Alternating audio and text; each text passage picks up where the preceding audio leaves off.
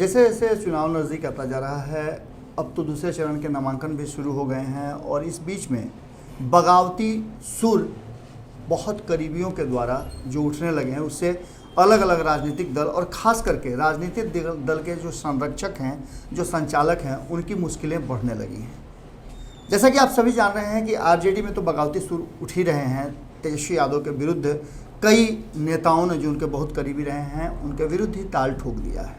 कई लोग अलग अलग दलों में चले गए हैं, दूसरे दलों से किसी और दल में जाने का सिलसिला भी जारी है। और इन सब को लेकर के सबसे ज़्यादा मुश्किल अगर कहीं है तो वो नीतीश कुमार के लिए। नीतीश कुमार की पार्टी में जहां एक तरफ वो अलग अलग दलों से लोगों को ला रहे हैं, वहीं अपनी ही पार्टी में उनके जम करके बवाल छिड़ गया। और ये बवाल छोटा मोटा नहीं है।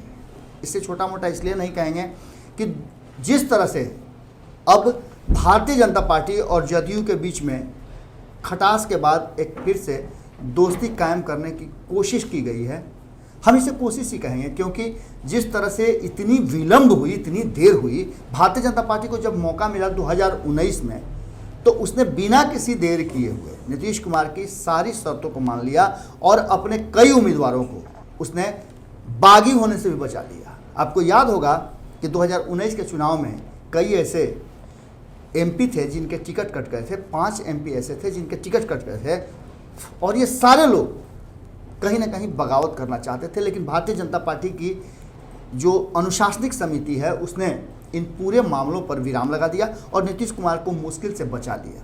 लेकिन विधानसभा चुनाव में ठीक इसके उलट हो रहा है।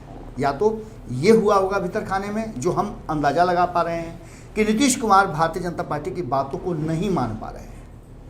वहीं दूसरी तरफ अगर बात करें तो कहीं ना कहीं नीतीश कुमार के लोग जो हैं वो बगावती हो गए हैं, और ये बगावत का असर जो है वो अलग देखने को मिलेगा। एक तरफ जहां एनडीए में बगावत से मेरा तात्पर्य है कि एलजेपी को मनाने में दोनों ही असफल रहे।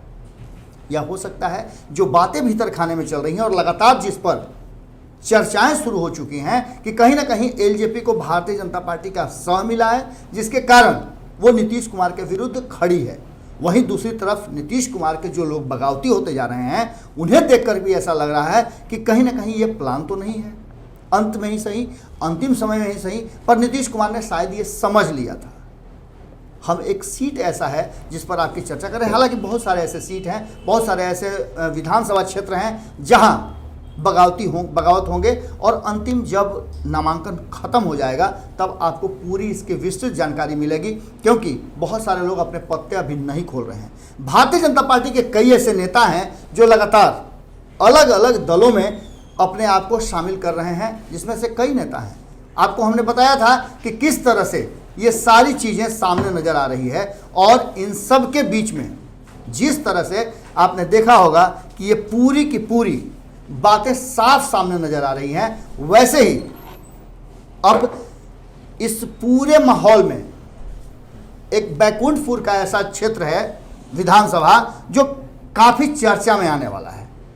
अभी तो इसकी टुकटुकाहट है, सुगबुगाहट है, पर यह क्षेत्र 2015 में भी काफ़ी चर्चा में रहा था। उससे पहले 2010 में भी चर्चा में रहा था, जब यहाँ से मंजीत कुमार जीत करके आए थे। मंजीत कुमार का ये एक तरह से कहिए तो पारंपरिक सीट हो गया। उनके पिता भी इस क्षेत्र से आते थे। जब उन्होंने बगावती सुर छोड़े और बिगुल फूका कि वो हर हाल में चुनाव यहाँ से लड़ेंगे, 2015 में वो चुनाव हार गए थे। 2010 में उनकी जीत हुई थी, लेकिन 2015 में भारतीय जनता पार्टी के मिथिलेश तिवारी से वो हार गए थे। मिथिलेश तिवारी भारतीय जनता पार्टी के बड़ा ही कद्दावर और समर्पित नेता हैं। छात्र जीवन से ही उन्होंने राजनीति की शुरुआत की, और इससे पहले भी वो चुनाव लड़ चुके हैं। 2000 में जब उन्होंने चुनाव लड़ा था तो उस समय वो चुनाव कटिया से लड़े थे और चुनाव हार गए थे। लेकिन 2015 में जब भारतीय जनता पार्टी और जदयू अलग अलग चुनाव लड़ी थी, तब मिथिलेश तिवारी वहाँ से चुनाव लड़े थे। बहुत सारी बातें हुई थी, हमने खबरों में 2015 में भी आपको दिखलाया था कि किस तरह से ये सब कुछ पूरा माहौल गड़बड़ा गया था। और माहौल गड़बड़ाने का नतीजा ये हुआ था कि मिथिलेश तिवारी को भागते फिर रहे थे। भारतीय जनता पार्टी को डर था कि कहीं नीतीश कुमार की सरकार उन्हें गिरफ्तार न कर ले। अब ये मामला अंतिम समय में फाइनल हुआ और राताराती मिथिलेश तिवारी आकर के नामांकन दाखिल किए और बड़ी जनसभा की। हालांकि उनके क्षेत्र में काम भी बहुत सारा हुआ है, लेकिन मंजीत सिंह हार को पचा नहीं पाए और लगातार वो 5 साल तक तैयारियां करते रहे। एक बार फिर दोनों गठबंधन में आ गए 2017 में। उसके बाद भी ये तल्खियां खत्म नहीं हुई। हमने आपको पहले बताया था कि बहुत सारे ऐसे सीट हैं, बहुत सारे ऐसे विधानसभा हैं जहां भारतीय जनता पार्टी में टकराहट होगी, और टकराहट का ये एक और क्षेत्र है। हमने आपको बताया था कि किस तरह से और भी कई क्षेत्र हैं। राजेंद्र सिंह जिस तरह से जयकुमार सिंह के खिलाफ दिनारा में ताल ठोक रहे हैं, जिस तरह से पालीगंज में उषा विद्यार्थी ठोक रही हैं, ऐसे कई क्षेत्र हैं जहां लगातार कम से कम 8-9 ऐसे क्षेत्र हैं जो अब तक के जो नामांकन हुए हैं और नाम होने वाले हैं, जो हमारे तक जानकारियां मिल रही हैं, उसमें 10 क्षेत्र ऐसे हैं जिसमें जम करके एक दूसरे के खिलाफ लड़ाई होगी। सीधी तौर पे मंजीत सिंह ने एक बयान जारी करते हुए साफ कहा है कि वो इस बार चुनाव हर हाल में लड़ेंगे, क्योंकि उन्हें अपने पिता के सपनों को पूरा करना है। उन्होंने साफ तौर पे कहा है कि उनके पिता अंतिम सांस लेते हुए, ब्रजकिशोर सिंह उनके पिता का नाम है, जो अंतिम सांस लेते समय भी बोले थे कि हर हाल में बैकुंठपुर की जनता को किसी तरह का कोई दिक्कत, कष्ट या दुख नहीं होना चाहिए। आपको याद होगा कि हाल फिलहाल में ये गोपालगंज का बैकुंठपुर क्षेत्र बाढ़ से काफ़ी प्रभावित था। मिथिलेश तिवारी नजर आ रहे थे और उन्होंने जम करके अपना वहाँ काम किया था। अब मिथिलेश तिवारी से जब हमने बात करने का प्रयास किया तो उनका कहना है कि मुझे इस पर कुछ नहीं कहना है। अधिकृत रूप से पार्टी अगर या गठबंधन मुझ पर भरोसा करता है तो मुझे कोई परेशानी नहीं है, मैं चुनाव में उतरूंगा। अब ये आगे वो जाने जो इस तरह के विद्रोह और विरोध कर रहे हैं। 2015 में भी हुआ था, मेरे खिलाफ बहुत सारी साजिशें हुई थी, लेकिन सारी साजिशों को दरकिनार करते हुए यहाँ की जनता ने हमें प्रतिनिधित्व का मौका दिया था, जनसेवा का मौका दिया था। मिथिलेश तिवारी ने साफ तौर पे कहा कि जब 2015 में, जबकि भारतीय जनता पार्टी को नकार दिया था एक तरह से बिहार की जनता ने, पर बिहार की जनता के दिलों में कहीं ना कहीं भारतीय जनता पार्टी के विकास का एजेंडा था। पता था कि विकास कराने के लिए भारतीय जनता पार्टी ही आगे आ सकती है और उसी के पास एजेंडा है विकास का, शांति का, सुरक्षा का और लोगों तक पहुंचने का। हम पहुंचने का प्रयास किए हैं और जिसका हमें पारिश्रमिक बैकुंठपुर की जनता देगी। कौन कहां से नामांकन करता है इस बात से मुझे कोई असर नहीं पड़ता है। हमारे पास नरेंद्र मोदी का विजन है और हमारे पास एक मजबूत संगठन है। मेरी सबसे बड़ी बात है कि मैं एक सेवक के रूप में बैकुंठपुर की जनता का सेवा करता रहा हूँ। वहीं मंजीत सिंह का कहना है कि उनकी मां उन्हें बार बार याद दिलाती रहती है कि पिता से किए वादे को पूरा करने के लिए बैकुंठपुर की जनता को लगातार सेवा करते रहे।